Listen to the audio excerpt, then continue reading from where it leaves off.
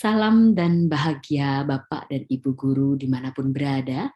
Saya akan berbagi praktik baik yang sudah saya lakukan di kelas. Praktik baik ini saya beri judul penggunaan Padlet Digital Library untuk meningkatkan partisipasi belajar peserta didik kelas 11 IPA 3 SMA Negeri 1 Bontang. Dalam paparan Padlet ini saya akan menjelaskan beberapa hal, terutama sekali tentang alur berpikir atau landasan mengapa Padlet Digital Library ini sangat penting. Yang pertama, apapun yang ingin kita lakukan di kelas, apapun yang ingin saya lakukan di kelas, saya harus memiliki visi yang jelas untuk murid saya. Maka visi saya adalah mewujudkan profil pelajar Pancasila, di mana di antaranya terdiri dari 6 elemen, yaitu beriman, bertakwa, dan berakhlak mulia, berkebinekaan global, bergotong royong, mandiri, bernalar kritis, dan kreatif. Berfokus pada Padlet Digital Library ini, saya menekankan pada 2 elemen dari profil pelajar Pancasila, yaitu beriman, bertakwa, dan berakhlak mulia, juga bernalar kritis.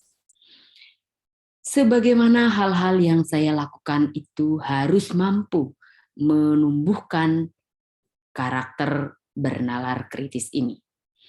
Yang pertama, digital library ini adalah media literasi peserta didik. Kemudian media untuk menyimpan konten atau materi pendidikan agama Hindu.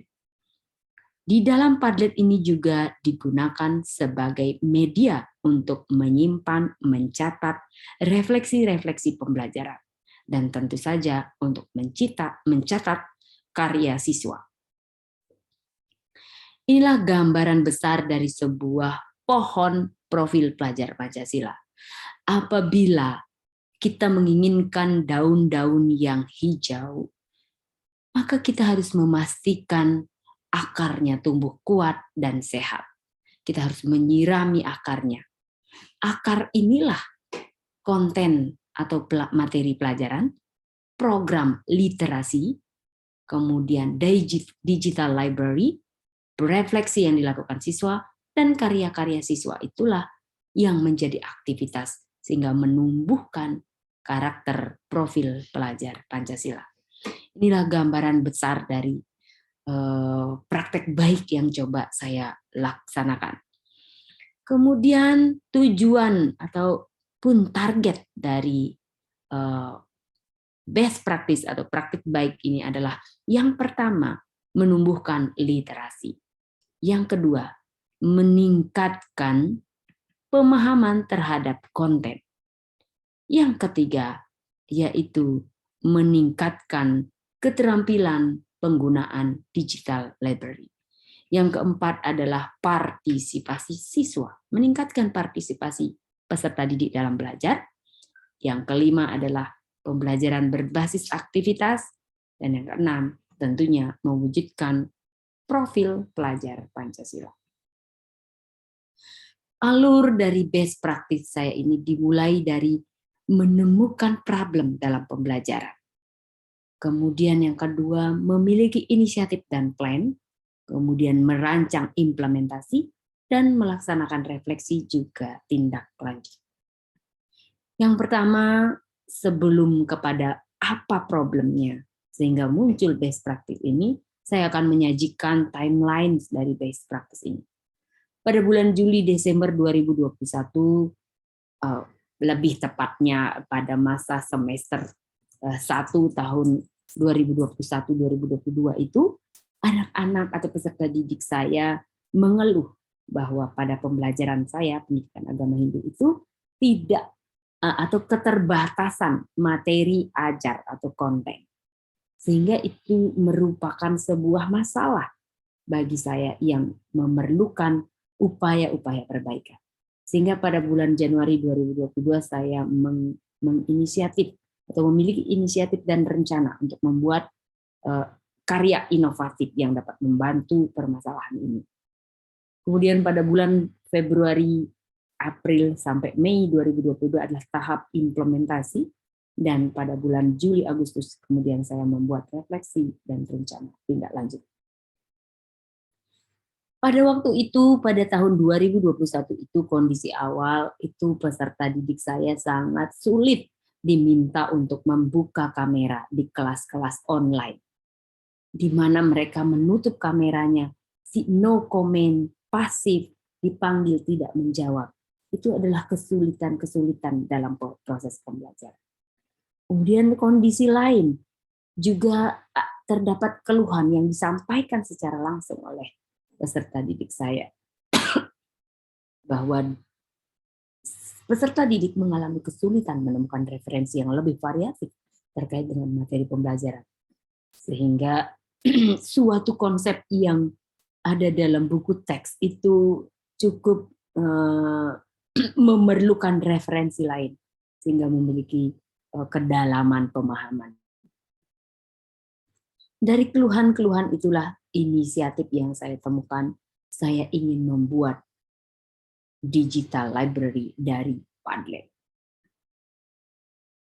Apa pertimbangannya mengapa saya mengambil Padlet sebagai solusi dari masalah ini? Yang pertama, bahwa Padlet ini dapat dibuat sebagai digital library. Yang kedua, bahwa digital library itu akan meningkatkan literasi dan referensi. Kemudian digital library juga mudah diakses, ya. Cara pembuatannya pun mudah. Kemudian digital library ini bisa digunakan untuk menyimpan karya siswa.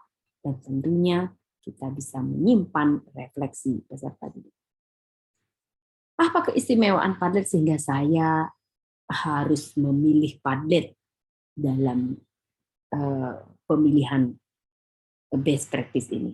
Yang pertama, Padlet itu dapat dimuat atau media yang dapat muat atau diupload ke dalam Padlet itu berupa dokumen, gambar, video, link, catatan kolaboratif, dan lain sebagainya. Sangat menarik.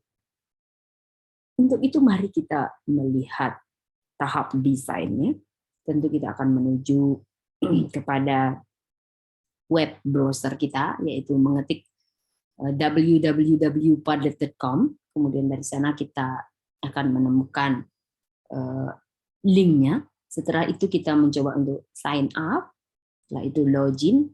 Login sangat sederhana karena hanya menggunakan akun Google saja. Akun Google, email ya. Email Google ya. Kemudian setelah itu kita akan memilih template yang sudah tersedia. Ini adalah paket gratis ya yang saya sediakan, karena itu Padlet ini dapat dibuat oleh siapapun juga yang ingin membuat Padlet. Kemudian setelah kita memilih template-nya, kita hanya perlu men-setting. Kita ingin background yang seperti apa, desain yang seperti apa, kita tinggal setting. Kemudian kita tinggal mengupload.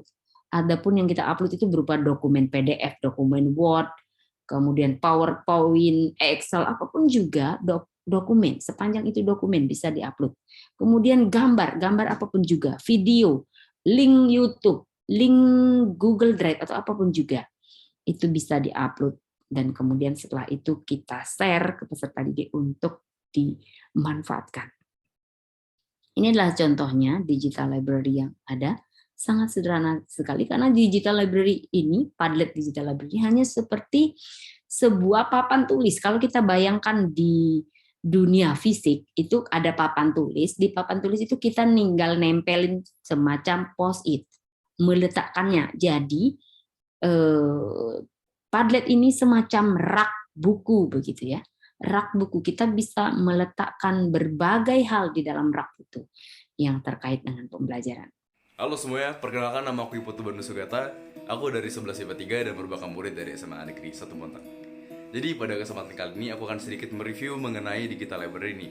Bagi yang nggak tahu apa sih itu digital library adalah perpustakaan digital yang telah dirancang oleh guru kita itu Bu Made Adiani sebagai media pembelajaran bagi kelas 10 hingga kelas 12. Digital Library ini sangat membantu saya untuk mencari materi serta milih-milih materi dengan cepat dan mudah.